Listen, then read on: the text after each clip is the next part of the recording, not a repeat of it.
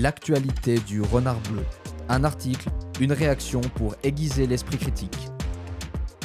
Vous vous souvenez des premiers Sims? Extraordinaire, je m'en rappelle avec beaucoup de nostalgie. Inzoi, ça y est, vous pouvez enfin savoir si vous pourrez y jouer à sa sortie. On est sur un article donc chez Gameblog par Or. Inzoi sera-t-il jouable facilement au lancement de son Early Access? Krafton dévoile enfin les specs PC, voici les recommandations, ça devrait en rassurer plus d'un. Les Sims 4 n'ont qu'à bien se tenir, la concurrence se rapproche, le prochain jeu du studio sud-coréen Krafton, Inzoi donc, lancera son accès anticipé le 28 mars prochain, donc très vite. Les fonctionnalités phares ont déjà été présentées en long et en large par les équipes. Il reste donc à savoir maintenant si vous pourrez y jouer facilement. Les spécificités PC ont enfin été précisées. Ça devrait en éclairer plus d'un parmi vous. Inzoi s'annonce comme une nouveauté plus que bienvenue sur le marché des jeux de simulation de vie, largement dominé par les Sims. Le jeu de Krafton ne va peut-être pas abattre le leader de la catégorie, mais il a de très bons arguments pour tirer son épingle du jeu.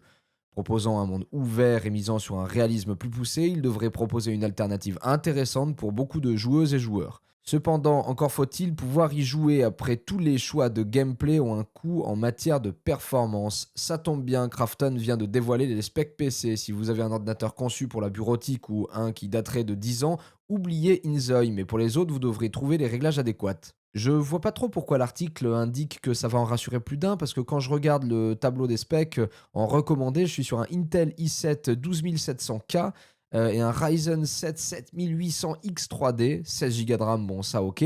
Et on est en termes de carte graphique sur Nvidia RTX 3070 ou Radeon RX 6800 XT.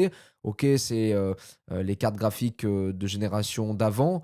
Enfin, bon, il y a encore plein de gens sur des générations encore précédentes. Vu le prix des cartes graphiques entre les 1000, les 2000 et les 3000, ça a été exponentiel. Et on pourra d'ailleurs repérer un article qui parlera de ça certainement. Et c'est l'horreur.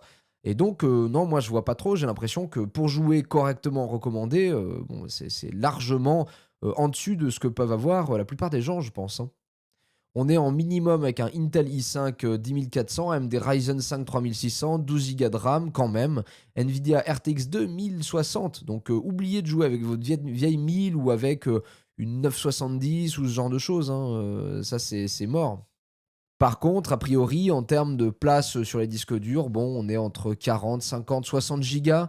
Donc, ça reste raisonnable au vu de ce que coûte en termes de place aujourd'hui un jeu AAA. Pour jouer au plus haut niveau, il vous faudra soit un Intel i7 14700K, soit un AMD Ryzen 7 9800X 3D. On est sur des processeurs très haut de gamme. 32 Go de RAM, une Nvidia RTX 4080 ou une Radeon RX 7900 XTX. Enfin, là, on est sur des machines de guerre, hein, c'est clairement des machines très performantes, très haut de gamme, qui coûtent entre 2500 et 3000 euros. Donc, bon, tout ça pour jouer à un simulateur de vie, à un The Sims. Bon, je comprends pas trop là. Alors, ok, le jeu est très beau, mais bon, il faudrait peut-être voir à réduire les spécificités pour que ce soit acceptable pour le plus grand nombre. À moins que le but du jeu soit de vendre des cartes graphiques et du hardware, quoi. Bon, ça, c'est encore un autre sujet.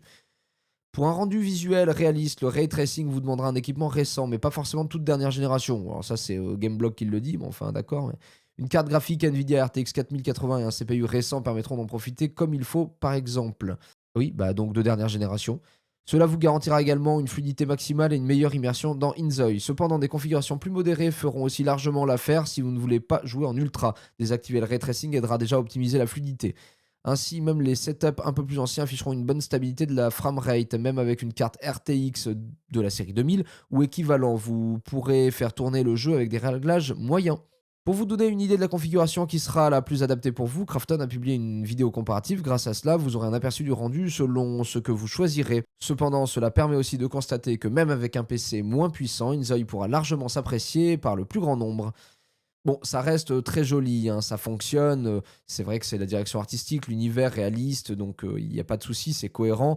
Et donc, quand on passe de moyen à haut, les graphismes, ça va, c'est quand même jouable, hein, largement même.